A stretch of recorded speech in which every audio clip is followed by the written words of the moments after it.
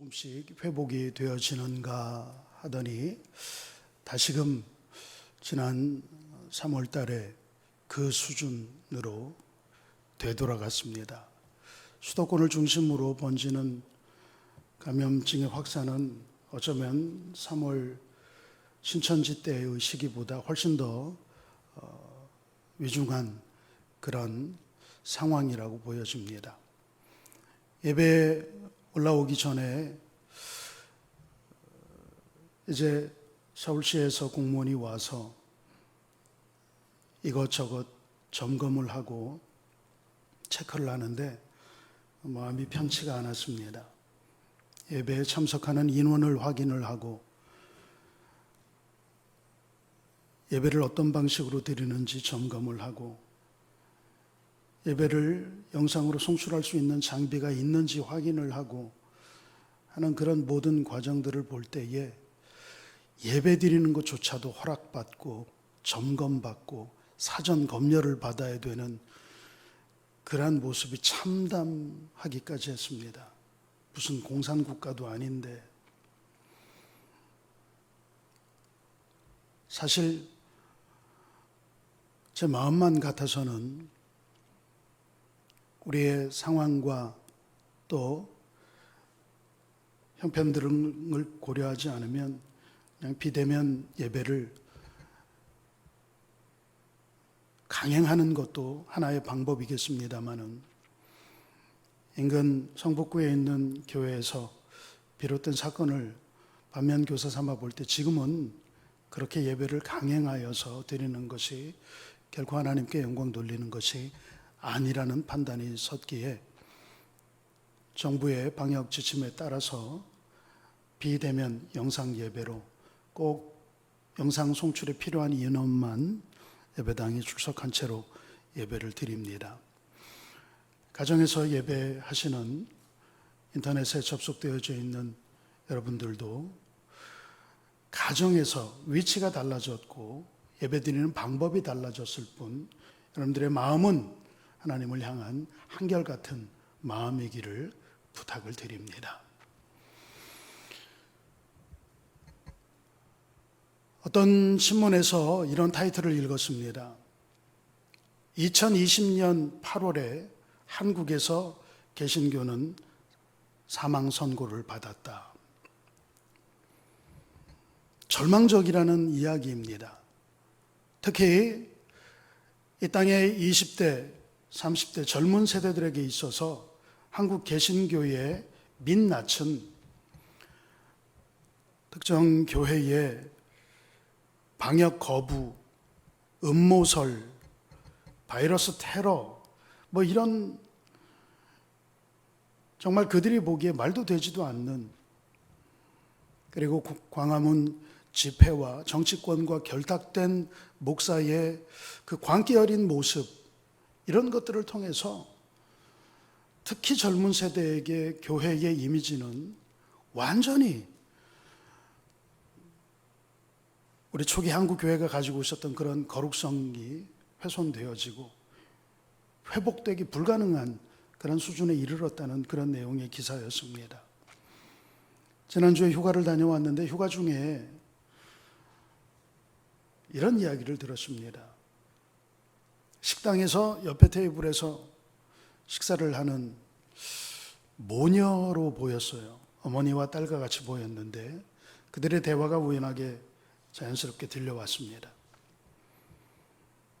교회 자체가 나는 너무 싫어 라고 이야기하는 그 소리가 제 가슴을 꽉 파고들었는데 목사지만 거기에 대해서 반론을 펴지 못했습니다. 그곳에서 동조하는 이들도 있었고 그곳에서 제가 반론을 제기해 보았자 하나님께 영광이 되고 덕이 될 일이 아무것도 없는 것 같아서 잘못한 사람이 종아리를 맞을 때 아픈 회초리지만 자기 잘못을 알기에 묵묵히 그 회초리를 감내하듯이 그렇게 그 아픈 소리를 듣고 밥을 삼켰습니다. 상대적으로 우리 성일교회 사랑하는 성도 여러분들은 이 코로나 전국에 정말 선제적인 조치로 우리가 먼저 예배를 횟수를 줄이고 온라인 예배로 전환하기도 하고 정부 방역 지침 그 이상으로 손소독과 또 발열 체크, 출입자 명부 작성, 그리고 주일 식사도 금하고 얼마나 우리가 애쓰고 노력을 했습니까? 사실 바깥에 나가보면 식당이라든지 카페라든지 그런 곳에서도 이렇게 철저하게 방역을 행하지는 않습니다. 그런데 비하면 우리 성일교회는 정말 성도들이 애쓰고 수고하며 그렇게 방역 지침을 철저하게 지켜주셨어요. 힘들게 이렇게 왔고 이제 교회에 대한 그런 방역 강화 수칙이 해제도 되고 조금씩 나아지는가 했는데 8.15 광복절 집회 이후 성북구에 있는 사랑제일교회를 위시로 하여 오늘 뉴스에 보니까 그 교회에서만 800여 명의 확진자가 또 나왔더라고요. 약간 억울한 그런 마음도 듭니다. 우리는 아닌데, 우리는 확진자가 없는데 왜 우리도 비대면 예배를 해야 되나? 그런데 조금만 더 곰곰이 깊이 있게 생각해 보면 네 교회, 내 교회는 없습니다. 교회는 다 하나의 교회입니다. 한 교회의 잘못은 모든 교회의 잘못입니다. 한 교회의 아픔은 모든 교회의 아픔이고, 여러분 세상 사람들은요 사랑제일교회, 성일교회 구분 안 합니다. 거기는 장로교단이고 여기는 감리교단, 그런 거 모릅니다. 신천지와 사랑제일교회 그런 거 몰라요. 그냥 다 교회입니다. 그렇기 때문에 이러할 때에는 우리가 이렇게 영상으로 방법을 달리해서 예배하는 것도 또 하나의 방법이 될 것이고, 향후 코로나 전국이 얼마까지 가게 될런지 모릅니다. 얼마나 또 영상 예배를 더 길게 우리가 진행해야 할지 장담할 수 있는 분은 또 아무도 없습니다. 현장에서 예배하든 영상으로 예배하든 여러분들의 마음이 변하지 않으면 됩니다. 영과 진리로 예배하는 그 마음은 여러분들이 토굴에서 예배를 유리하며 하든 아니면 땅굴에 들어가서 숨어서 카타콤에서 예배를 하든 물속이 뱃속에서 나홀로 그곳에서 하나님을 향하여 전심으로 기도하든 그 장소와 상황이 중요한 것이 아니라 그의 마음이 중요하다고 생각합니다. 영상으로 드려지는 이 예배가 온전히 하나님 앞에 상달되기를 바라며 우리에게 희망이 되고 위로가 되고 우리에게 소망이 되기를 축원합니다. 절망 중에 희망이라는 그런 말씀의 제목을 가지고 이사야서 말씀을 나누려고 하는데요. 절망이라고 하는 말씀은 여러분들에게 길게 설명드리지 않겠습니다. 한국 교회의 상황이 사실 그동안 너무 부끄러운 모습들을 세상에 보여주었습니다. 하나님을 믿는 사람이나 안 믿는 사람이나 별 차이가 없어요. 교회 안에서도 권력투쟁이 있고 교회 안에서도 이 물질을 최우선으로 여기고 그러는 모습들이 흔합니다. 크리스찬들도 똑같이 부동산 투기하고 크리스찬들도 똑같이 돈이면 속된 표현으로 눈이 뒤집혀서 하나님의 돈, 내 돈 그런 거 없습니다. 돈이면 다고 하나님 믿는 사람들도 남을 헐뜯고 집 밟고 내가 더 소유하기 위해서 정말 추한 모습을 얼마나 많이 보여왔습니까? 세상 사람들처럼 똑같이 향락에 취하고 부정부패에 취하고 그렇게 살아왔습니다.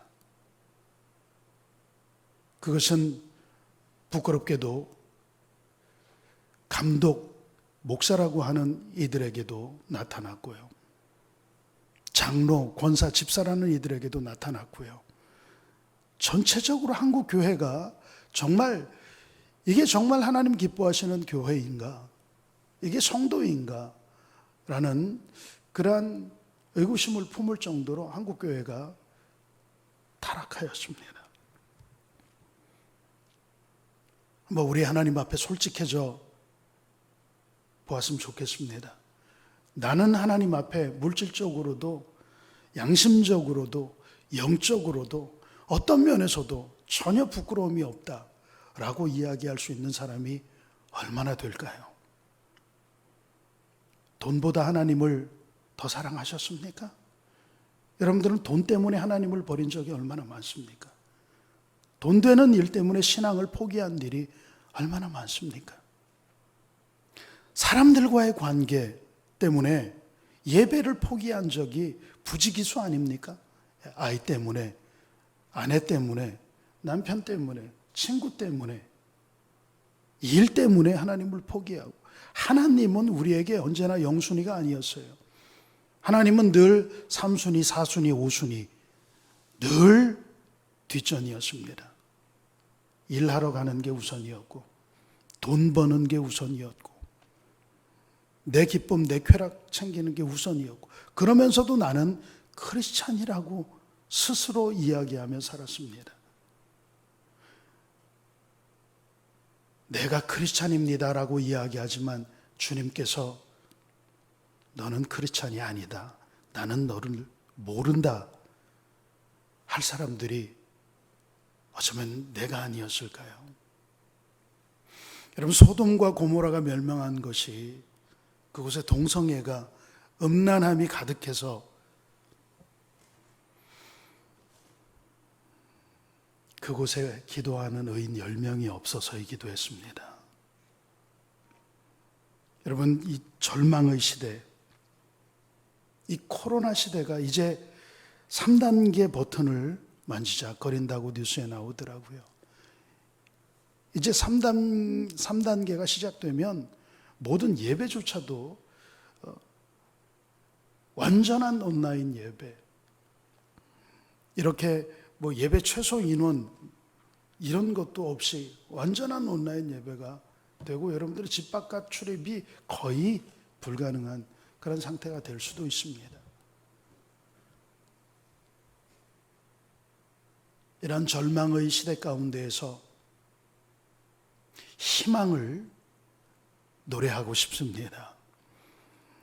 예배당에 들어오는데 매미 소리가 참 맑고 경쾌하게 들리더라고요. 지리한 장마가 끝나고 어제도 폭우가 쏟아졌는데 오늘 아침에 나오는데 햇빛이 쨍하니 맑은 하늘이 보이고 매미가 울어대니 얼마나 좋은지 몰라요. 절기상으로 오늘이 처서입니다. 처서라는 뜻은 서자가 더위 서자예요. 처자는 처리할 처자, 처분할 처자. 그러니까 더위를 처분하는 날이 오늘 처서입니다. 더위를 처분하고 이제 입추를 향해서 가는 이 절기인데 처서를 더위만 해결하는 게 아니라 코로나를 해결하고 절망을 처리하고 그런 절기로 삼았으면 좋겠습니다. 오늘 이후 여러분들 마음 가운데에 있는 코로나로 인한 절망, 이 땅에 교회에 그 보이지 않는 그러한 부조리들로 인한 낙심, 이런 모든 것들을 다 처분하고 희망을 바라보며 나아갈 수 있는 저와 여러분들 되었으면 좋겠습니다. 그런 면에서 볼 때 어쩌면 이 코로나 상황은 우리들을 희망으로 이끌어가기에 좋은 도구가 될 수 있습니다. 제가 코로나 사건이 터진 이후 반복하여 여러분들에게 말씀드린 것이 이 코로나도 하나님이 내신 것이다. 하나님은 분명히 이 코로나 상황 가운데에서도 역사하고 계시고 말씀하고 계신다. 그렇게 여러분들에게 말씀을 누차 드렸습니다. 지금도 그 마음 변함이 없습니다. 인류의 역사를 쭉 살펴볼 때에, 특별히 교회사적으로 살펴볼 때에 하나님은 여러 번 우리를 극도의 고난, 극도의 절망의 상황으로 몰아넣은 적이 있어요. 여러분들, 구약 백성들이 성전이 무너지는 것을 바라볼 때에 그 마음이 어떨까요? 선민, 하나님의 택한 백성인데 이방인들이 와서 그 하나님을 모신 그 성소를 파괴하고 나라가 멸망당하고 자식들이, 아녀자들이 다 포로로 끌려가는 그 모습을 볼 때 그들의 절망감은 지금 이 코로나 상황으로 인하여서 경제적인 어려움을 겪고 사람들과 만남의 즐거움을 누리지 못하고 그래서 겪는다는 우울감, 그런 것과는 비교가 되지 않습니다. 그런데 왜 그들이 그런 일들을 겪었을까요? 왜 그런 극도의 절망을 겪었을까요? 우리는 압니다. 말라기 선지자의 그 외침에 비해 볼 때 그들은 예배 드리는 것을 귀찮게 여겼고 번패스럽게 여겼고 하나님 앞에 헌금할 줄도 몰랐고 그래서 자기 쾌락만을 쫓고 하나님과 단절된 시기였습니다. 그래서 하나님은 스스로 자기 백성을 버리고 하나님은 스스로 성전을 버렸던 겁니다. 하나님과의 관계가 건강하지 못하자 하나님께서 그들을 이방을 통하여서 채찍질하신 거죠. 역사적으로 이런 회초리, 채찍질은 많이 찾아볼 수 있습니다.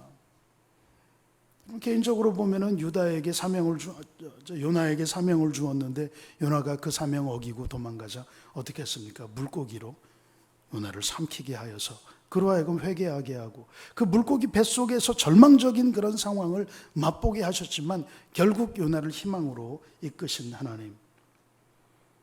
중세시대의 교회가 누리던 부와 권력은 엄청났습니다. 황제도 무릎 꿇게 할 정도로 교회의 권력은 하늘을 찔렀습니다. 그러자 교회는 스스로 하나님이 되었습니다. 말씀을 떠나고 자기들이 정한 그 법칙이 하나님의 말씀보다 우선하고 중세교회는 썩기 시작했습니다. 하나님은 상상도 하지 못한 채찍을 들어서 교회를 나무라셨죠. 네로 시대의 교회의 박해는 대표적이라고 할 수 있을 겁니다. 하나님의 말씀을 떠난 하나님의 백성을 채찍질하고 그들을 정화시키고 그들을 하나님에게로 돌아오고 말씀으로 돌아오게 하기 위해서 사자밥이 되기도 하고 톱에 켬을 당하기도 하고 그런 극도의 박해를 당하고 교회는 카타콤 지하로 들어갔습니다. 그곳에서 절망적인 상황 가운데서 오히려 기독교의 진수는 꽃 피어났습니다. 저는 이 코로나 상황이 유쾌하지 않습니다. 그렇지만 어쩌면 이 코로나라고 하는 바이러스를 통해서 하나님이 교회를 정화시키는 작업을 하고 있다. 만몬 사상에 찌들어서 교회인지 세상인지 알 수 없는 그러한 혼탁한 상황에 놓여 있는 이 한국 교회와 세계 열방을 향하여서 하나님이 사자후를 외치며 이놈들 돌아오라 하고 외치고 계시는 것은 아닌가, 그런 생각을 해봅니다. 오늘 이사야 선지자를 통하여서 주시는 말씀, 이 말씀은 과거 구약시대 백성들에게만 주시는 그러한 말씀이 아니라 이 말씀은 오늘 영적인 유다 백성된 우리들에게, 우리 성일교회 성도들에게, 한국교회 성도들에게, 이 전세계 열방교회 성도들에게 주시는 말씀이라고 저는 그렇게 듣습니다. 야곱 족속아 오라 우리가 여호와의 빛에 행하자. 이 말씀은 사랑하는 성일교회 지체된 성도, 사랑하는 성일교회 내 아들 딸들아, 너희 생각을 버리고 내게로 오라. 내 말씀을 듣고 내 뜻대로 행하라 외치시는 아버지 되고 어머니 된 우리의 부모이신 주님의 부르심이라고 저는 그렇게 들립니다. 사람은 자기 자식을 버릴지라도 주님은 자기 자식을 버리는 법이 없다고 하셨습니다. 그런데 주님이 당신의 백성을 버렸습니다. 그 이유가 무엇일까요? 이사야 선지자는 이렇게 이야기하고 있습니다. 주님께서 당신의 백성 야곱 족속을 버린 이유가 무엇이냐? 그들에게 동방풍속이 가득하고 블레셋 사람들 같이 점을 치고 이방인들 손잡고 언약하고 하나님의 말씀대로 살지 않고 세상 사람들하고 똑같이 산다는 거예요. 하나님 없이 사는 사람들하고 똑같이 소유하기에 급급하고 쾌락을 누리기에 급급하고 하나님은 안중에도 없고 그냥 이방 사람들 하는 것처럼 똑같이 그렇게 산다는 거예요. 그럼 왜 하나님의 백성들이 이방인들처럼 하나님 안 믿는 사람들이 행하는 것처럼 똑같이 그렇게 살까요? 그것은 7절의 이유입니다. 그 사람들은 하나님 신경 안 씁니다. 은금, 돈만 많으면 돼요. 보화만 많으면 돼요. 병거가 많고 마필이 무수하고 힘만 있으면 돼요. 그 권력과 돈 이것만 있으면 하나님은 필요 없습니다. 그게 세상의 이치입니다. 그런데 교회에서는 나 은금 없어도 마필과 병거 권력 이런 거 없어도 주님 한 분만으로 만족합니다. 이런 걸 이야기하니 무화과 열매 없고 포도 열매 없고 감람 열매 없고 논밭에 식물 없고 말, 소 아무것도 없어도 난 여호와 한 분으로 즐거워합니다.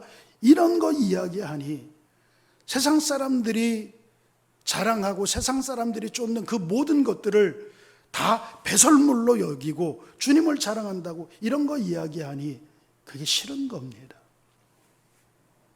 하나님도 필요 없소. 말씀도 필요 없소. 말씀대로 산다고 무슨 밥이 나오 떡이 나오.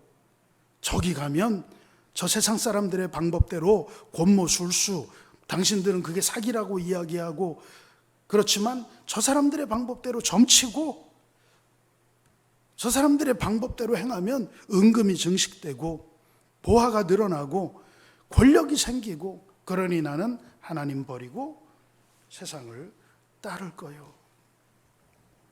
그러면서 세상을 쫓습니다.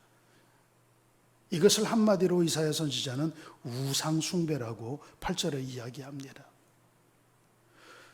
그 은금도 그 문명도 사람들이 만들어 오는 우리를 편하게 하게 하는 그 모든 것들도 다 결국 사람이 만들어낸 것인데 그것을 숭배하느라고 하나님을 버리고 그 세상의 물질을 숭배하는 이 마모니즘, 이 만몬 사상이 교회를 완전히 병들였어요. 교회를 완전히 병들였습니다. 저희 아이들에게 하나님의 것을 가르치는데 쉽지가 않습니다. 11조를 가르치는데 아이들 어렸을 때부터 아이들은 용돈 100원 받을 때부터 무조건 10원은 11조 하나님의 것을 구별하도록 가르쳤습니다. 주일은 하늘에 두 쪽이 나도 예배하는 날로 가르쳐 왔습니다. 그래서 이 아이들은 그 흔하게 하는 무슨 한별단, 누리단, 보이스카우트 그런 것도 못했습니다. 주일날 어디 수련회 간다 절대로 허락하지 않았습니다. 그렇게 어려서부터 해왔는데 이 아이들이 나이가 들면서 물론 지금도 11조를 하고 주일 예배를 지킵니다. 그런데 퀘스천 마크가 생겼어요. 교회의 집사님들도 11조 안 하던데, 권사님들도 안 하던데, 교회의 아무개 집사도 교회 안 나오던데, 아무개 원사님들 안 나오던데, 특히 불만은 새벽기도회 월삭 같은 때 왜 우리는 새벽기도회를 나가야 됩니까? 장로님도 안 나오는데 권사님도 안 나오는데 이러고 덤비면 진땀이 납니다. 설득을 해주고 이야기를 해주지만 그게 뭐냐 하면 이 아이들이 시골에서 자랄 때에는 동네에 개들밖에 없었어요. 세상적인 거를 접할 그러한 루트가 별로 없었습니다. 그래서 순수하게 말씀만 듣고 그러고 자랐어요. 아이들끼리 놀아도 김예빈이가 담임 목사 되고 성도 2명인 교회, 김수빈, 김혜빈. 김예빈이는 늘 담임 목사로서 찬송하고 똑바로 찬송 안 하냐고 그러고 뭐 부흥의 놀이하고 이러고 컸어요. 늘 노래를 불러도 주일학교 아이들 부르는 찬양을 부르고 찬송가를 부르고 요즘은 무슨 노래인지도 모르는 그런 노래를 막 듣고 바깥에 나가서 아이들과 함께 이렇게 어울리면서 어떻게 다니는지 통닭을 먹을 때 시원한 맥주 한잔 하면 좋은 이런 소리를 하고 이놈 하면 아이 뭐 누구네 아빠도 뭐 집에서 맨날 맥주 먹는다는데요. 뭐 집사님들도 그러는데요. 제가 할 말이 없어졌어요. 할 말은 있지만 말이 약해요. 이게 여러분 한국 교회가 세상을 향하여서 영적인 지도력을 잃어버린 게 참 오래입니다. 교회가 세상을 걱정을 해야 되는데 세상이 교회를 걱정을 하고 있습니다. 여러분 사랑제일교회를 욕할 것 없어요. 정광훈 목사 욕할 것 없어요. 한국교회에 정광훈 목사 같은 그러한 분 어떻게 보면 괴물 같은 사람이에요. 그분 주장하는 것도 아주 궤변이고 그런데 그런 괴물이 한두 명이 아닙니다. 그런데 그런 괴물 같은 그런 이상한 단체를 아니 막 끌어안고 침 뱉고 뭐 검사하러 가자고 그런 사람 팔 물어 뜯고 도망가고 난 이해가 잘 되지를 않는 그런 뉴스들. 그런데 그런 사람들을 만들어낸 토양이 우리 한국 교회입니다. 처음부터 치료를 하거나 처음부터 잘라내거나 그렇지 않았어요. 이어령 비어령 하면서 적당하게 품고 적당하게 정치적인 이득을 취하고 그러면서 같이 가다가 이제 와서 손가락질하고 그러는 사람들 보면 이전에는 같이 갔던 사람들도 지금은 손 딱 긋고 우리랑 상관없는 것처럼 그러면은 안 돼요. 이거는 한국 교회의 문제입니다. 그 교회만의 문제가 아니라 우리 한국 교회 전체의 문제입니다. 이 문제를 도려내기 위해서 하나님이 채찍을 드셨는데 그 채찍이 코로나 바이러스가 아닐까. 여러분 앞으로 교인들 많이 떨어져 나갈 겁니다. 참 불편하고 그리고 생각하고 싶지 않은 그런 미래의 그림이지만 가짜 신앙인들 다 떠나갈 거예요. 견디지 못하고 떨어져 나가는 그런 이들 많을 겁니다. 정말 작은 교회들이 점점 힘들어져 갈 거예요. 어제 후배 목사님이 교회를 옮기는 건으로 다녀와서 저에게 형님 너무 좋은 교회입니다. 그런데 너무 좋은 교회인데 그러면은 가셔. 그랬더니 자신이 없습니다.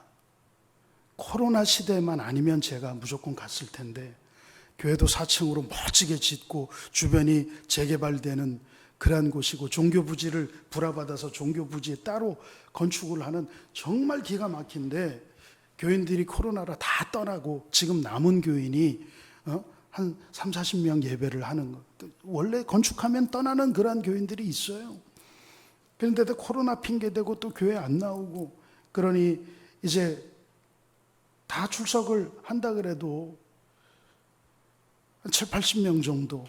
근데 그 건축한 빚을 갚아내기가 쉽지 않을 것 같아서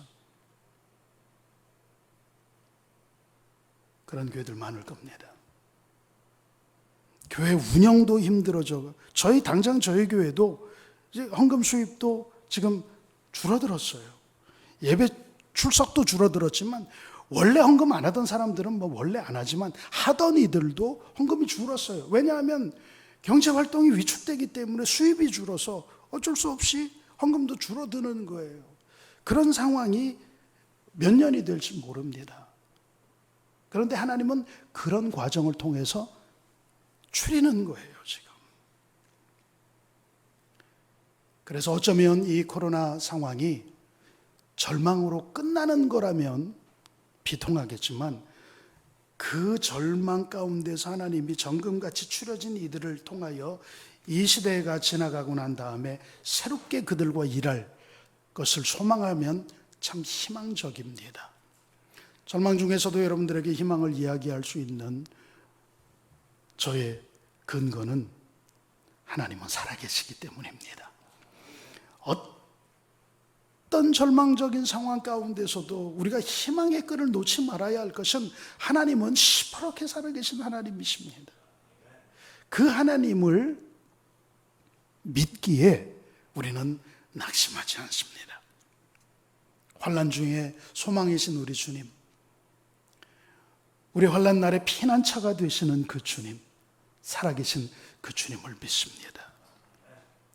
그리고 전도서 3장에 보면 하나님께서 이 세상의 모든 것들을 아름답게 지으실 때에, 그때에 우리 마음 가운데에 주님께서 영원을 사모하는 마음을 주셨다 그랬어요. 하나님의 형상을 우리 안에 넣어주셨어요. 하나님의 생기를 불어넣어 주셨어요. 그 영원을 사모하는 마음, 그 마음이 우리들에게 있기 때문에 지금은 이 생명샘수를 공급하여야 할 교회가 혼탁하여져서 여기에 와서 이 물을 마시고 싶지를 않아요. 그런데 이 사태를 통하여서 교회가 정화되어지고 다시 본질로 회복되어지고, 오라 우리가 여호와의 빛에 행하자 하는 이 이사야 선지자의 말씀처럼 우리가 하나님의 빛에 말씀으로 돌아와서 교회가 정화되어지고 회복되어져서 이 생명샘 물이 맑은 물로 변화되어지면, 흙탕물일 때는 쳐다보지도 않던 그들의 이 맑은 샘물을 공급하는 교회로 모이게 될 것을 저는 믿습니다. 왜냐하면 하나님이 우리에게 영원을 사모하는 마음을 모든 자연인에게 주셨다고 전도서 3장 11절에 기록이 되어져 있거든요. 우리는 우리를 교회로 삼고, 나를 교회로 삼고 우리 안에 거하시는 그 주님을, 살아계신 주님을 인식하며 나를 정화하면 됩니다. 우리 한 사람 한 사람이 깨끗하여질 때, 말씀으로 돌아가고 여호와의 빛으로 행할 때, 우리 성일교회는 빛들이 모여서 더 큰 빛을 발하는 그런 빛된 교회가 될 줄 믿습니다. 그리고 열왕기서에 바알 아사랴 선지자들과 멋지게 승리하고 낙심했던 엘리야에게 주신 하나님의 말씀 기억하시죠? 아직 바알에게 무릎 꿇지 않은 7천 선지자가 있다. 오직 나만 남았나이다. 나 홀로 외롭게 싸움하고 있습니다. 너무 힘듭니다. 절망적입니다. 그런 토로하고 있는 엘리야에게 너만 힘든 게 아니다. 너처럼 절망 가운데에 희망을 바라보고 힘들고 어려운 코로나 상황이지만 살아계신 주님을 바라보고 믿음으로 인내하고 견디는, 코로나에 무릎 꿇지 않은, 바알에게 무릎 꿇지 않은 7천 선지자 같은 그런 성도들이 아직 많이 있단다. 여러분, 우리 성일교회 안에 이 코로나 상황이 지나가기를 바라며 날마다 기도하고 말씀 묵상하며 신앙을 정금같이 유지해가는 그런 많은 이들이 있습니다. 이 한국 땅에 그런 이들이 있습니다. 열방에 곳곳에 숨겨진 보석 같은 그런 믿음의 사람들이 있는 한 이 땅에는 희망이 있습니다. 절망스러운 상황이지만 여러분, 주님을 바라보시고 말씀 붙들고 살아계신 하나님을 붙잡고 승리하며 나아가시기를 바랍니다. 마침내 여러분들은 승리하여 그 승리의 현장에서 우리 함께 손잡고 대면하여 현장에서 마음껏 마스크 벗고 찬양하는 그날이 오게 될 줄 믿습니다. 기도하겠습니다.